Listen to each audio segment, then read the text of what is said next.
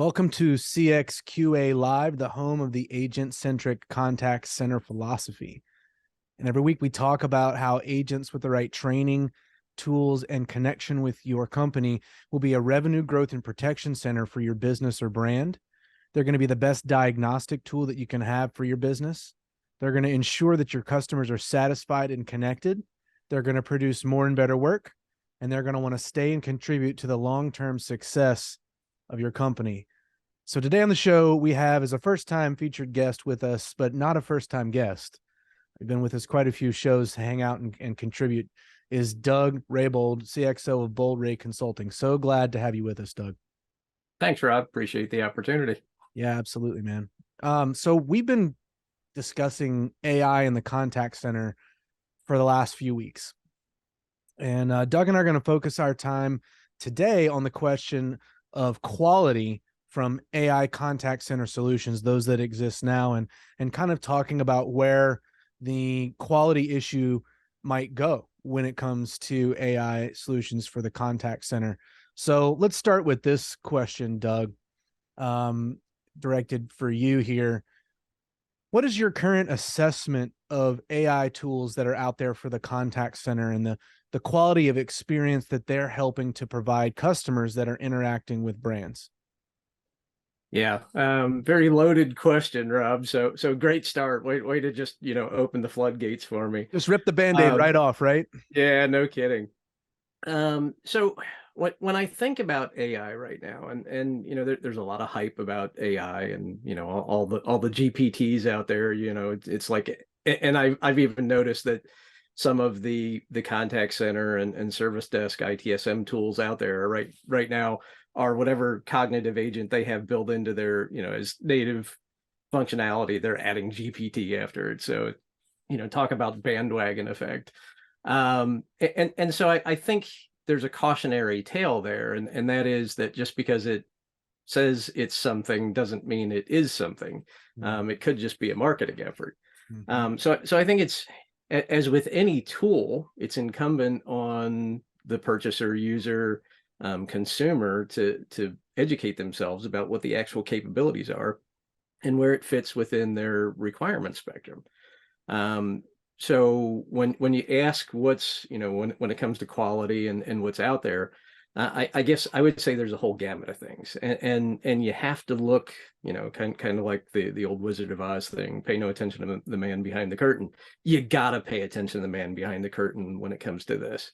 You gotta look under the hood, pop the hood and see what the engine looks like. Did it really sit in Granny's garage and only come out on Sundays, or is it something that somebody took out and ran 100 miles an hour on the highway 4, 5, 6 days a week?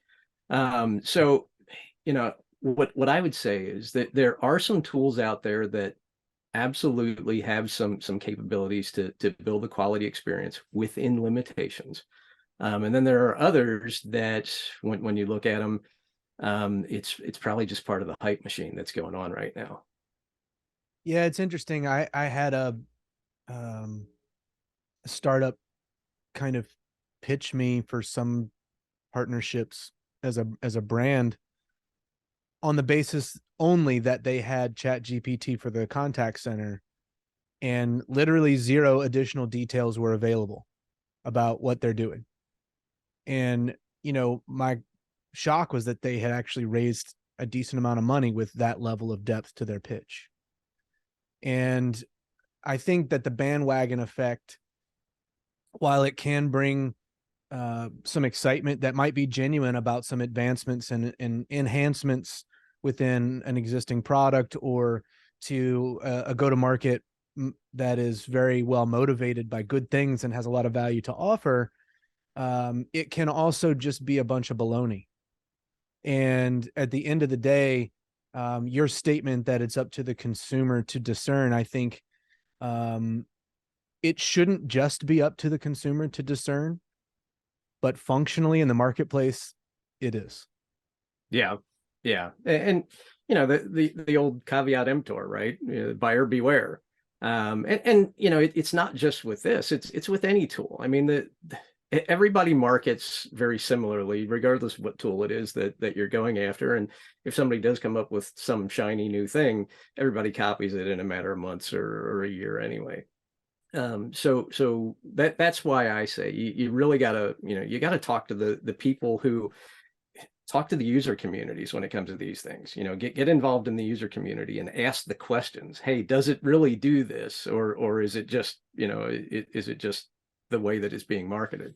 And then talk to analysts who are in, from all the various ratings agencies, and they have conversations with these folks, and at these companies that are selling these tools, and they'll give you the skinny. If you're a subscriber to their service, they'll give you the lowdown on what the reality is. So that's I think why I say, I take every marketing piece with a grain of salt, and part of that's probably some cynicism, because my first career, I spent 18 years in sales and sales management in a completely different industry. So I know what the hype cycle is, and I know how marketing's done, and I know how you put something in somebody's hands. So I've always, sort of step back from the marketing, and make sure that I understand what it is that I'm actually gonna be buying. And we talked about the ethical implications for AI in the contact center last week, and I personally thought it was a fascinating discussion. And we've had some input and engagement since the content was posted yesterday, from that time a week ago. One of the things that I brought up then that I'll continue to bring up is the fact that you see in the sales and marketing world specifically the ways that tech vendors have shaped the marketplace that they sell into. So the in marketing, the parallel would be the addiction to attribution, to where for every ad dime spent, you can point to a user action that led to revenue and all this sort of stuff. I think the parallel here would be that the everybody should have AI in their contact center, or you're not taking it seriously assumption that honestly is there. I mean, you're getting board members talking to procurement and buyer responsible people in CX organizations and saying, well, you're not taking your job seriously unless we have some form of AI, because obviously AI makes everything better, et cetera, et cetera, et cetera. And I think you alluded to a framework that I hold very dearly to myself, which is a clear understanding of the purpose of a tool allows you to make good value of the tool and good use of the tool. And it's sort of a philosophy of technology, right? That if we start with the tool and we don't know what we need it to accomplish, then you might get lucky and it might be effective, but more likely you're going to experience the negative implications of that tool or technology in greater strength than you will the benefits. Yeah, absolutely. And Steve, there's a quote from Steve Jobs, and I'm not going to try to quote it off the top of my head because I'll butcher it. But in essence, it says that very thing. Don't start with a product and sell to a market. Start with a market, understand what the needs and the desired experience is, and then build the tool accordingly. So build the suit rather than selling to suit. No, it's common sense if you slow down for a second.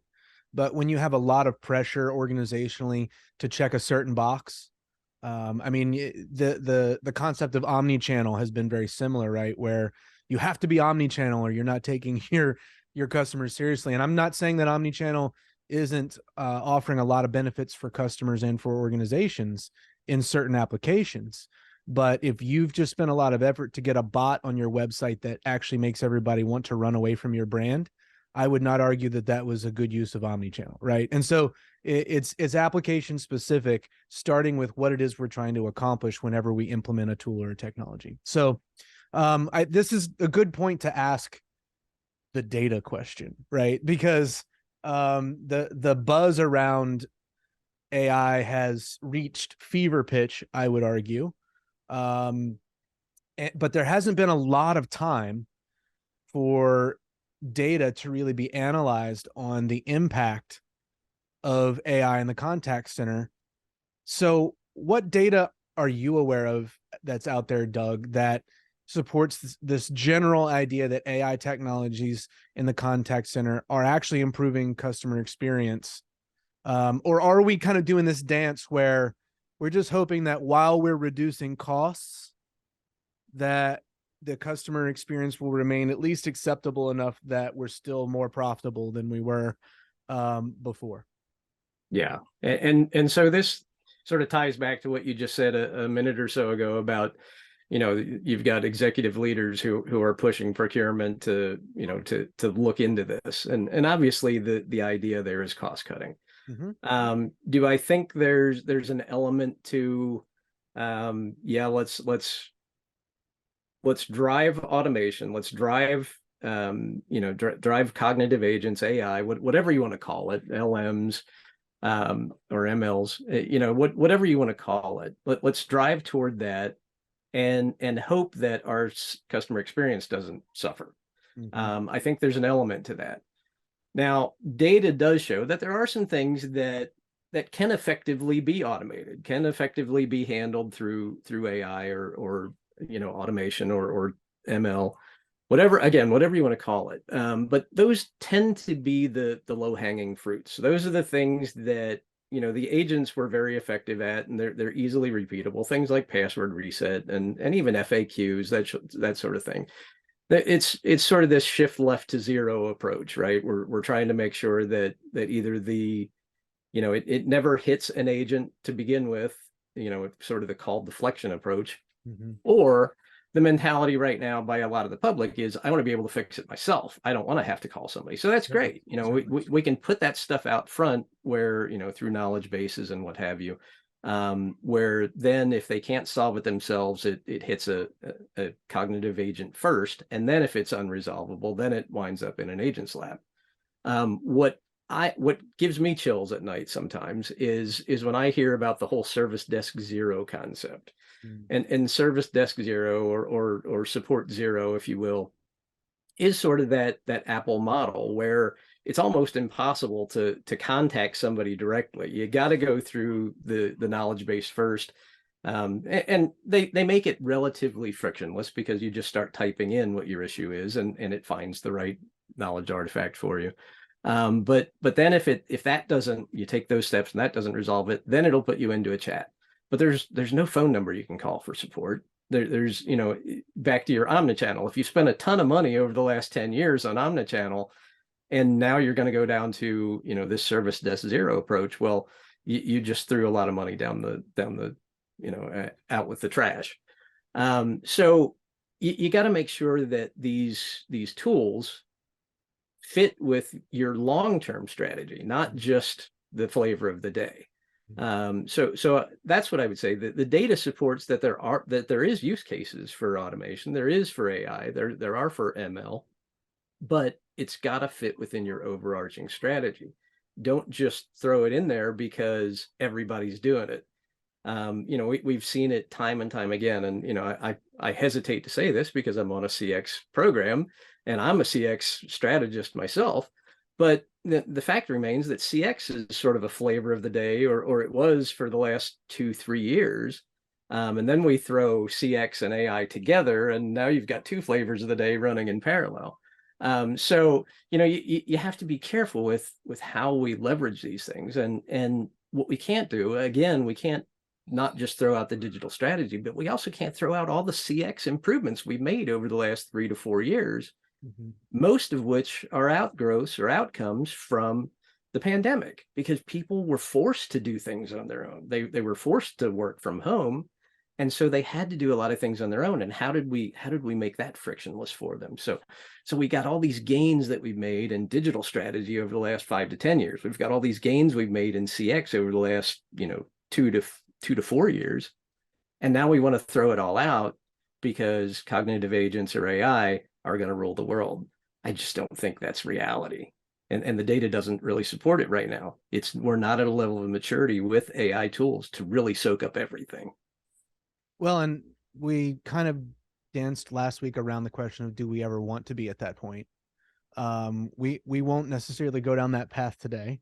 But I would say that you specifically mentioned sort of the low-hanging fruit, easy automation, efficiency gain type tasks, that there is quite a bit of data to support that those implementations of AI or machine learning, for those efficiency gains is actually efficacious. It's happening. It's verifiable. It's something that you can plug into a business case for a software purchase or for a process change or what have you. And I think my concern with the overall feel is of the industry is um, we've gotten to this place of evolving very quickly because of the pandemic, as you mentioned, and because of the ever changing and increasing focus on new customer needs and new customer perspectives, that we've gotten used to change being so much quicker that we're not thinking critically about what is currently data supported. We're not thinking critically about what actually engages with our long-term strategy. And unfortunately, I think there's that potential on both sides to miss out on what's important.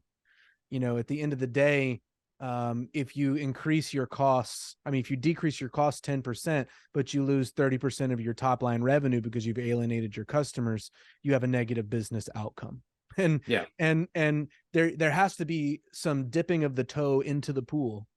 There has to be some pilots run, some experiments done, some data to support the decision actually lining up with the long-term business outcome goals to avoid those kinds of scenarios happening. And I feel like that the rate of change has changed so much, and we're so used to seeing change happen so quickly, and organizations are almost free-for-alling in some ways. And even organizations that have long sales cycles, there's a point of assumption where we're now checking boxes in a sales process, an evaluation process, where the why we want to implement this was not firmly entrenched at the beginning. And so, yeah, it might still take 12 months. It might still take 9 months, but now it's just about checking the organizational boxes, and the critical thinking stage was bypassed. Right. So this is kind of how I'm seeing this. And I think ultimately the ability for the humans involved to be able to accomplish on the customer side what they need to with the brand, and for the humans on the brand side to understand the needs of those customers and to implement policies and procedures and tech, and to empower and equip humans to do that work insofar as it makes sense. That core value exchange is never going away. And the moment we get rid of that core value exchange in CX, we have created a whole set of side problems that none of us are really ready for. Yeah. So you actually touched on something that I'm always intrigued by. And that is, we talked a little bit about marketing and sales, right? And, I mentioned that I spent 18 years in sales and sales management. I know acquisition costs are significantly higher than retention costs, right? It's much easier and much more cost effective to keep customers happy than it is to go out and find new ones. Yep. And yet, to your point, what we're seeing is that there's a challenge with continuing to deliver the same kind of experience if we take the agent out of the equation. Yeah. And if we go to full automation, go to full AI, go to full machine learning, the reality is, and I wish we could do a poll here, but it's like, whoever wants to talk to a machine? One, you don't want to call for support in the first place, because nobody wakes up in the morning and says, "Hey, I want to call a support desk. I want to call them and tell them what a great job they're doing." Says nobody ever, right? Mm-hmm. So you start off from, at best, a neutral space, and more likely a negative space. That's the mindset going in, and yet we want to make it challenging for them to speak to a live human being. Where some of these tools can be very effective is in these low friction situations. Hey, I want to find out what the flight schedule is. And yeah, oh great, Jacob, you're awesome, man. Do My you prefer guy. to talk to a machine? So perfect. And I think if you ask anybody what their preference is, they're all going to say, "Hey, I want to talk to a real human being." And so ultimately, when particularly when it comes to those high tension scenarios, not just, "Hey, I want to see what the flight schedule is," but, hey, my flight just got canceled. I'm in the airport. I missed my connection. There's not another connection with this airline for 8 hours. So I'm going to be sleeping in the airport. That's where they want to talk to a human being. And so where you can turn people off by going full automation is by in those high tension scenarios where empathy is just probably not ever going to be part of the equation, or we're going to have to be at sort of next gen AI before we get to machine empathy. That's the scenarios where I think people want to talk to people, or at least interact in whatever channel that is. No, But I agree. I think if you ask 100 people, you may get 11 who are going to say, I'd prefer to talk to a machine first, Well, particularly in a high tension and scenario. Matt's made a good point in the chat. Thanks for joining us and chiming in, Matt. That I mean, ultimately, there may be situations where, talking to a machine is seen as acceptable because of what you're trying to accomplish, and that's what you were kind of alluding to there, Doug, with the fact that anytime a human needs to feel understood, and that's actually one of the reasons they're reaching out, that's a variable. And I think that that's a variable that needs to be taken into account. I would argue also, um, you know, almost all good questions that are really good questions that are worth asking, there's almost always an "it depends" answer somewhere in there. Right. And that's why they pay consultants and strategists the big bucks, right? But at the end of the day, when we're talking about um, a, a scenario where a human is having a struggle with a brand, sometimes it's just not even really about what gets accomplished on the call.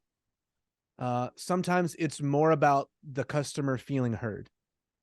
And when you are not even allowed to talk to a human, when you're in that mode as a customer who has what I call a brand injury, where you're just like, I got a boo boo here, man. Like, I am not happy. You guys did me wrong. I've got real life pain that's resulting from my relationship with your brand. I need to be heard. I would say kind of hope, I kind of hope we never let machines get to the point where they can replace the human in that type of need. Because I'm not going to go Matrix on us here, but if the human can really understand, I mean, if the agent that is an AI agent can really, really understand all of the emotional needs of a human to that degree, that has all kinds of negative implications for the world. And I would argue also, just with any tool, the more power we give a tool, the concept becomes that power can be used in lots of different ways, right? And we just had that little ethical flyby. We're going to get back on track here, because I wanted to change the framework here of how you see this progressing in the future with AI in the contact center. And I'll just argue real quick, just to set the table for this one, Doug, that I think we have a unique responsibility in the CX world and how we think about the implementation of technologies for two reasons. And that is, the number of people that work in CX is enormous. The percentage of the global population that participate in customer service and customer experience work, if you add it all up, is pretty staggering. And then second, the number of people that we face in the customer world is a large portion, an enormous portion of the world. And so the way that we use technologies really sets expectations of societies and individuals, and in that way has an impact on where we are going as a global world species, right? So where do you see this going? Are we just going to see CX expectations lowered, or are we going to see increased loss in customers leading to revival movements of human to human contact within CX? Where are we headed with this? Yeah, so great question. Put me into the sociologist seat, right? Yeah, right. Yeah, so here are my thoughts, and these are purely my thoughts on this subject. One, I think probably, and you touched on, there's sort of this rush to implement, and big part of it is probably driven by economics and finance. Mm-hmm. Most corporations right now are in cost reduction mode, with the threat of an impending recession that's been hanging over our head now for what, 8 months, it seems like. Yet numbers don't show that it's actually happening. But anyway, that aside, uh, the reality is that just like all of these other rushes to X, and one of the things that I think of is digital transformation. I think back 6-8 years ago, and everybody was doing digital transformation, but if you asked them what that meant, like, everybody gave a different answer. And ultimately, about 30% of those digital transformations truly achieved the objectives that they had set out at the front end. And I think you're probably going to see some of that same thing. And so what happened is, in that digital transformation era, the 70% who failed didn't re-implement. That most of them just kind of went back to status quo, pre-transformation project. And I think you're going to see some of that here. So that's the technical side of it. I just think you're not going to see the levels of adoption, and ultimately success or failure is going to be driven by adoption. But I think from the sociological standpoint, you're going to have, I don't think you're going to have outright rebellions, but I think you're going to have customers who push back on not being given choices. When I think to, I think back to just about everything that we've done when it comes to support in contact centers and service desks and whatever space you're in. They tend to run in cycles, and the current cycle is cost reduction. A couple of years ago, it was, despite sales being down because of the pandemic and people staying at home, and most of them, many of them not having jobs, even though the revenue stream was low, it was cost spend because we need to keep people engaged. Well, if we then retract that and go back to a model of, it's my way, not your way, eventually there's going to be pushback, and it's going to swing back the other way. We're talking about customer service and contact centers and what have you. Same things happened with onshoring and offshoring and nearshoring, and 10, 15 years ago, it was everything goes offshore. Then it became, well, we can't deliver the same kind of experience we want, so let's move it nearshore, where it's a little bit more familiar. Then over the last few years, it was, hey, let's bring everything back onshore because that's where we can deliver the best experience. Now it's in cost reduction mode, everything's going offshore again. And so we see these continuous cycles, and I think we'll see the same thing here. Some of these programs will succeed, and it'll probably be the ones who look at it as a tool in the toolkit of how I provide and deliver support, how I deliver a positive experience. The ones that will fail are the ones that are going to push people to do it their way. And those are the ones that I think ultimately will give all those things back, and the pendulum will swing back in the direction of customer focus as opposed to bottom line focus. Yeah, I mean, ultimately, and Shafiq has answered this well in the chat as well. So, customer expectations from CX are not going to be lowered, probably. And ultimately, that's going to be the market driving dynamic that's going to determine how this goes. So if AI gets to the point that it can, in a sustainable way, maintain continued growth in CX experiences, actual experiences, not gamed data, not pure top line with a hemorrhaging bottom line, where we actually see sustainable business outcome growth, those things might remain. The elements that do not sustain those kinds of growth within the AI buzz will be shown to be what they are. And when the fad fades, either that or we're going to be in the matrix and we won't know it. So whatever. But, ultimately, I think, you talk about the customer is king. You talk about the customer experience. Well, we also know customers can be wrong and unreasonable and tyrannical. We know this. And there's a healthier conversation, I think, going on in some areas of CX about these kinds of topics. But at the end of the day, businesses exist to drive revenue and profit. And if you don't have customers, you don't have those things. So it'll be interesting to follow. We're out of time. We're going to leave it there for today. But Doug, what a fantastic conversation. Thanks to our friends in the chat for joining in and interjecting. Thanks to Jacob with the K being on top of the poll. But really looking forward to continuing the conversations around this. And Doug, it's a pleasure having you be our featured guest with us. Really glad you could join. Thanks, Rob. Appreciate it. All right, everybody, have a great day. Go make the world a better place.